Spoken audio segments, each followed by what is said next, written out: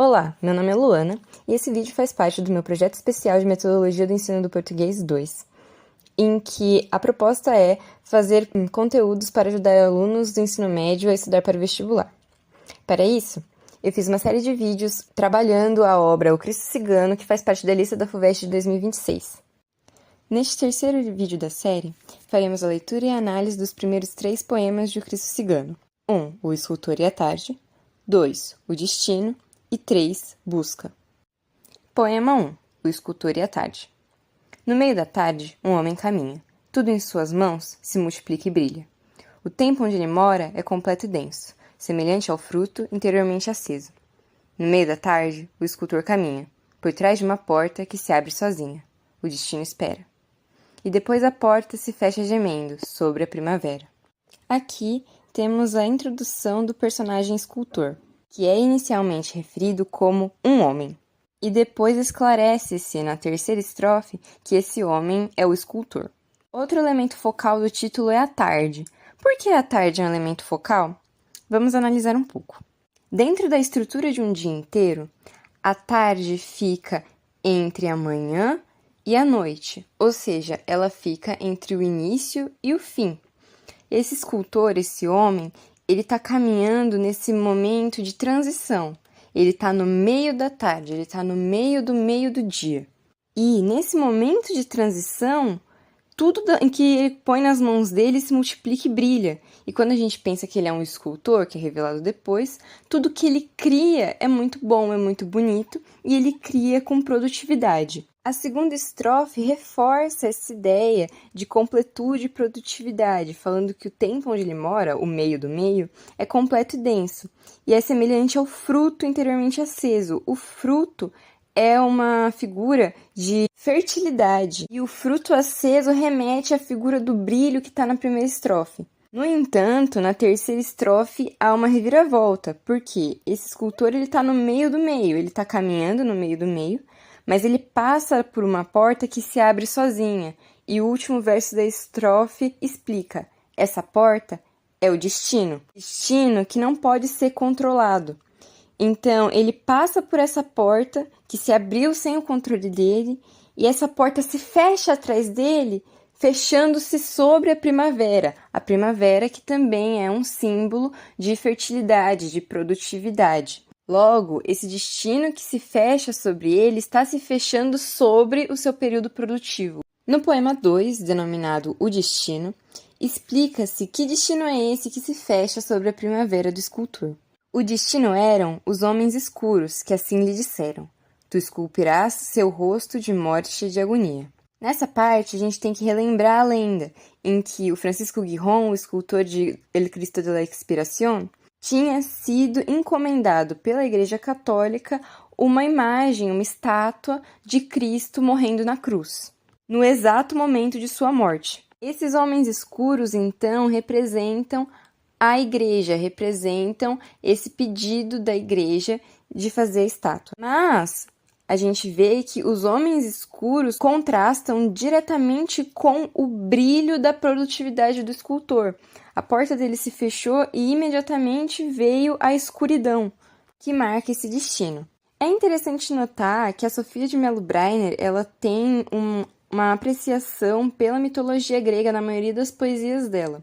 Não é tão presente o Cristo Cigano. Na verdade, eu acredito que o destino é a única parte que a gente pode relacionar com a mitologia grega em O Cristo Cigano, mas a gente entra nessa ideia do destino das histórias gregas, que, ao contrário da ideia ocidental que a gente tem hoje em dia, de que o destino é algo que a gente faz, é algo que a gente decide, o destino das histórias da mitologia grega era algo que era decidido por nós, era algo que era profetizado e que não pode ser controlado, porque a partir do momento em que se há uma profecia, essa profecia irá se concretizar. Assim, o destino é a porta que se abre sozinha sem o controle sem o controle do escultor e se fecha sozinha sem o controle do escultor. E esse destino é: tu esculpirás seu rosto de morte e de agonia. Essa fala em discurso direto é quase como uma profecia de um oráculo, só que ela é dita pelos homens escuros. E a letra maiúscula no pronome seu indica que o rosto é o da divindade, no caso, o Cristo, que é representado nos textos bíblicos com a letra maiúscula em seus pronomes. Como foi visto até agora, os poemas de O Cristo Cigano são bem curtos, com exceção de alguns, como o que vai ser lido agora, A Busca. Pelos campos fora caminhava sempre, como se buscasse uma presença ausente. Onde estás tu, morte? Não te posso ver. Neste dia de maio, com rosas e trigo, é como se tu não vivesses comigo. A ti me enviaram, és tu meu destino, mas diante da vida eu não te imagino. A ti me enviaram e sei que me esperas, mas só ouço a verde voz das primaveras. Onde a tua imagem, onde o teu retrato, na manhã tão limpa? Onde a tua imagem, onde o teu retrato, nas tardes serenas, nos frutos redondos, nas crianças puras, nas mulheres criando com seus gestos de vida? Onde a tua imagem ou o teu retrato, nas coisas que eu amo? Onde a tua voz ou a tua presença, na voz deste dia? Aqui onde habito, há o sol a pique, o mar descoberto, a noite redonda, o instante infinito. É verdade que passas pela cidade às vezes, nos caixões de chumbo. Mas vira o meu rosto, pois não te compreendo. És um pesadelo, uma coisa inventada, que o vento desmente, com suas mãos frescas e a luz logo apaga. Onde a tua imagem ou teu retrato nas coisas que eu vejo? É verdade que passas pela cidade às vezes, com teu vestido roxo entre velas e incenso. Mas eu te renego e o vento te nega, com suas mãos frescas, e eu não te pertenço. Meu corpo é do sol, minha alma é da terra. Onde está o teu rosto, ou a raiz de ti? Onde procurar-te? E como te amarei, tanto que em meus dedos tua imagem floresça, e entre as minhas mãos o teu rosto apareça? A gente vai começar destacando que o título é Busca. Então, já no título a gente sabe que o escultor está procurando por algo. E aqui ele fala, pelos campos afora caminhava sempre como se buscasse uma presença ausente. O que é essa presença ausente? Ele já responde no próximo verso. Onde estás tu, morte? Ele está procurando a morte, a imagem da morte. Por quê? Porque no poema anterior ele tinha que esculpir o rosto de morte e agonia. Depois, você pode perceber que o poema está dividido mais ou menos em duas partes. A primeira é ele falando, onde você tá, morte, eu não consigo te achar, tudo ao meu redor é muito bonito, é muito vívido. E na outra parte, ele reconhece que a morte tá lá, ele fala, eu sei que você tá por aí, mas eu não quero te ver. E aí a gente vai falar dessas duas partes. Então, na primeira estrofe, ele fala que, eu tava caminhando sempre, procurando uma presença ausente, então é uma busca contínua. Aí ele fala, onde estás tu, morte? Eu não posso te ver. E ele completa, neste dia de maio com rosas e trigo, é como se tu não vivesses comigo. O dia de maio e as rosas e trigo é a primeira indicação de que ele está fazendo uma antítese com a morte, porque maio é quando ocorre a primavera no hemisfério norte, que é onde se passa a história, que é na Espanha.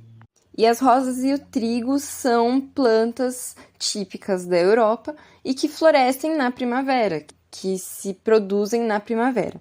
As rosas são um símbolo de amor e de vida, e o trigo é um dos pilares da alimentação europeia por muito tempo. Então, o trigo também é uma fonte de vida. E aí ele reforça o destino do poema anterior falando: me enviaram para te encontrar. Eu tenho esse destino de encontrar a morte para esculpir o rosto de morte e agonia. Mas tem tanta coisa ao meu redor, tem tanta vida ao meu redor, eu vejo tanta vida ao meu redor que eu não consigo nem imaginar a morte, quem dirá ver ela. E ele continua. Me enviaram, eu tenho esse destino, e eu sei que você tá me esperando, porque mesmo se ele não tivesse esse destino, ele vai morrer, ele é uma pessoa mortal. Mas, mesmo ele sabendo que a morte é inevitável, ele completa: eu só ouço a verde voz das primaveras. De novo, a primavera é um símbolo de produtividade, fertilidade e vida. É interessante notar a sinestesia aqui, porque ele está ouvindo a voz das primaveras, que já é uma personificação da primavera, mas junta com ele falando que a voz das primaveras tem uma cor, e essa cor é o verde. Na próxima estrofe, ele pergunta: onde a tua imagem, onde o teu retrato na manhã tão limpa? Então aqui ele não está nem procurando a morte em si, ele está procurando uma representação dela. E aí ele fala, na manhã tão limpa. Lembra que a gente falou que a tarde é um momento de transição? A manhã, então, é um momento de início. É o nascer da vida, é o nascer do dia. Então, até no momento do dia, ele tá num momento de nascimento, que é o contrário da morte. E aí, na próxima estrofe, ele repete: onde a tua imagem, onde o teu retrato? E aí ele fala onde ele estava procurando. Ele estava procurando nas tardes serenas, nos frutos redondos, nas crianças puras, nas mulheres criando com seu gesto de vida. Então, ele estava procurando em momentos de calma e felicidade. As tardes serenas, sim, a tarde ainda é um momento de transição, mas tem a serenidade, tem esse momento da calma. A morte geralmente não é vista como algo calmo. Principalmente a morte de agonia, que é o que ele está procurando. De novo, os frutos como um símbolo de fertilidade, de nascimento, de produtividade da primavera. E a gente tem também o fato de que eles são redondos. A figura geométrica circular vai aparecer muito em todos os poemas, porque o círculo, ele é uma figura que não tem início nem fim. Ele não tem pontos. Você não sabe onde ele começa e onde ele termina. As crianças puras são uma antítese à ideia de morte, porque você não espera que crianças morram. A gente é meio contra a mortalidade infantil. E a mulher, que é um símbolo de fertilidade de nascimento, já que ela gera vida. Então ele está falando de momentos de calmaria, fertilidade, produtividade, nascimento. Ele se pergunta de novo na próxima estrofe: onde a tua imagem, o teu retrato nas coisas que eu amo? Por quê? Porque ele não consegue ver a morte nas coisas que ele ama. Ele só consegue ver a vida. Ele se nega a ver a morte nas coisas que ele ama. E aí ele muda a pergunta: onde a tua voz ou a tua presença na voz deste dia? Lembrando, ele só ouve a voz das primaveras. Então ele pergunta: onde está a sua voz e a tua presença? Ele não está achando a morte. E ele completa: aqui onde habito, há o sol a pique. O sol a pique, ele é inevitável. Ele é um símbolo de vida também, porque, pelo menos a humanidade, ela vive no dia, ela vive sob o sol. O mar descoberto também é um símbolo de infinitude, porque o mar descoberto você não consegue ver além da linha do horizonte, você não vê o fim do mar. De novo, a noite redonda trazendo a figura do círculo, o instante infinito. E aí aqui a gente pode até trazer uma reflexão mais filosófica, porque esse instante infinito, esse paradoxo do instante infinito, pode ser uma representação da própria vida. Porque comparado ao grande esquema das coisas, comparado com a relatividade do tempo, o momento da vida de uma pessoa é um instante. É um instante no grande esquema das coisas. Mas na vida dessa pessoa é infinito até que chegue a morte. E na próxima estrofe, ele admite que ele encontra a morte sim. E então entra na segunda parte do poema. É verdade que passas pela cidade às vezes nos caixões de chumbo. Lembra, ele está se referindo diretamente à morte. A morte é tu. E ele fala: eu tô te vendo, você passa às vezes. Eu sei que você passa às vezes, mas eu viro meu rosto. Eu me nego a te ver, porque eu não te entendo, eu não te compreendo. Você é um pesadelo, é uma coisa inventada. E aqui a gente pode ver que existe um receio diante da morte. Existe essa coisa de que a morte é um momento incompreensível. Ninguém morreu, voltou e falou como foi. Ninguém sabe como é a morte. Então, é uma coisa que causa muito receio, é uma coisa que causa muito medo. E é algo muito humano, o medo por causa da falta de compreensão. E ele continua: é uma coisa inventada que o vento desmente com suas mãos frescas e a luz logo apaga. É interessante aqui falar sobre como o vento desmente a morte com suas mãos frescas. Porque o vento, assim como o sol, ele é uma força da natureza e é uma força invisível, tal qual a morte. E ele é contínuo, ele não pode ser controlado. assim como a morte. Mas ele apaga a luz que nesse poema representa a morte. O que é muito engraçado, vocês não acham? Que a luz esteja representando a morte aqui? Eu sinto que é mais comum representar a morte com a escuridão. Mas nesse poema e em outros poemas de O Cristo Cigano também, a luz representa a morte. E mesmo depois que ele fala, eu sei que você passa. Eu tô virando meu rosto, mas eu sei que você tá lá.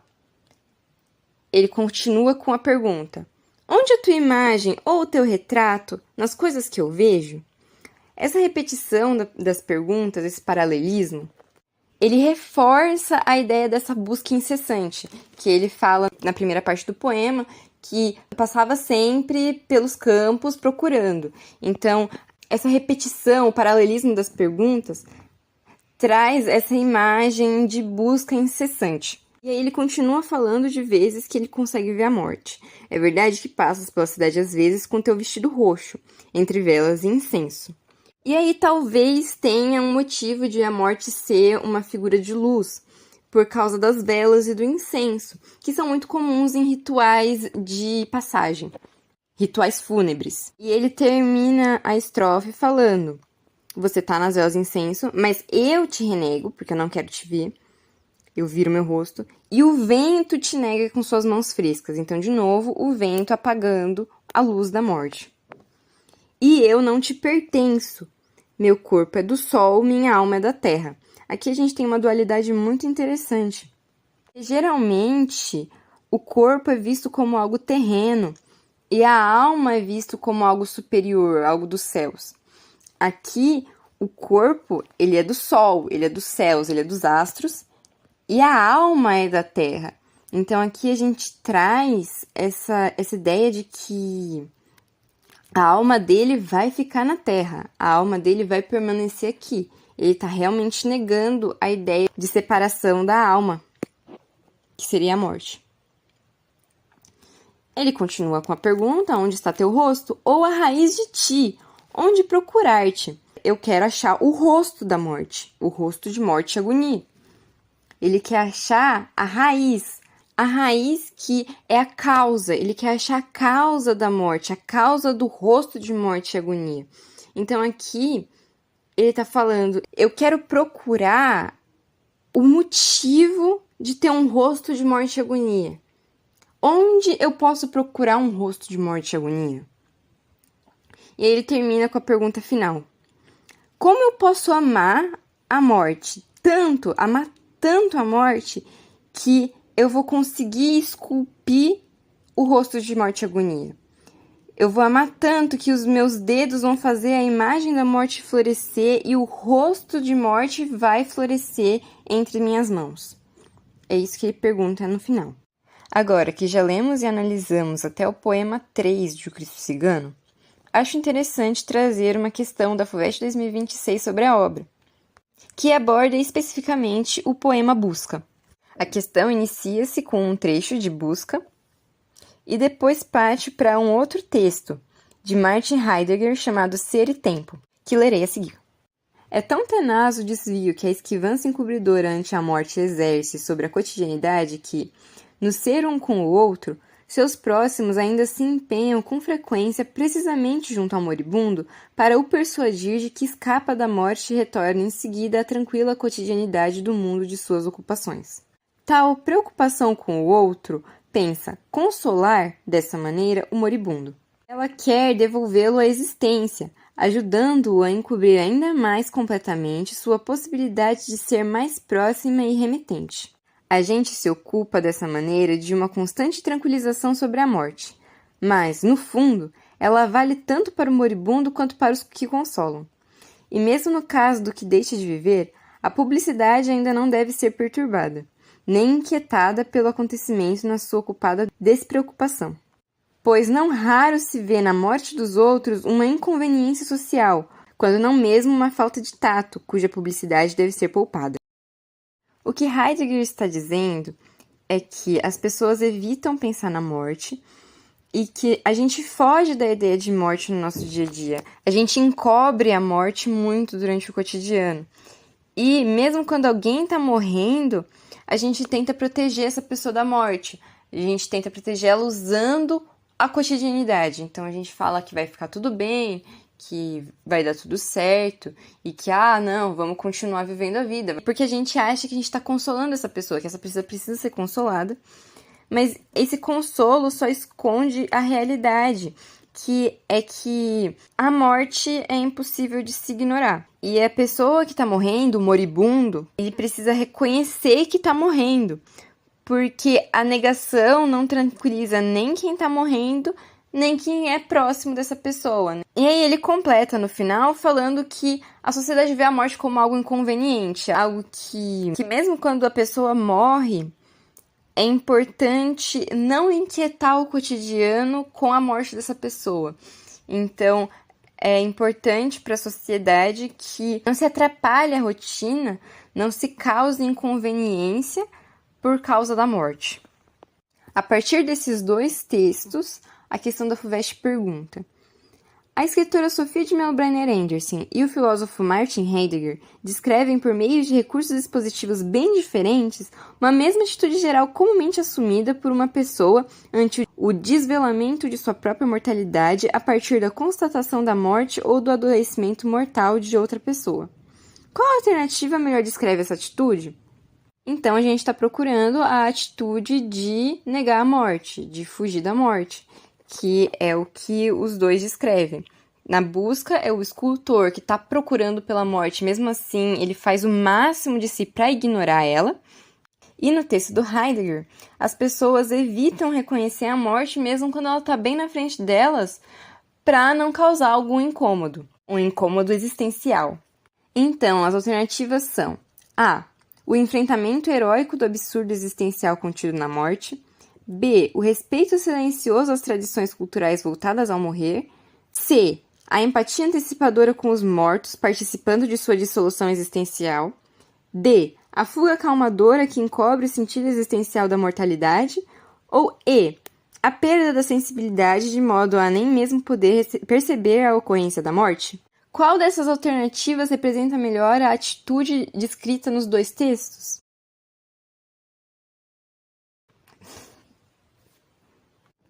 É a alternativa D, a fuga calmadora que encobre o sentido existencial da mortalidade. Assim encerra-se o terceiro vídeo da série sobre o Cristo Cigano. Caso tenha gostado, deixe seu like, se inscreva no canal e compartilhe com os amigos. E até o próximo vídeo, em que nós abordaremos o encontro e a obsessão representados nos poemas 4 a 7 de O Cristo Cigano. Muito obrigada por assistir!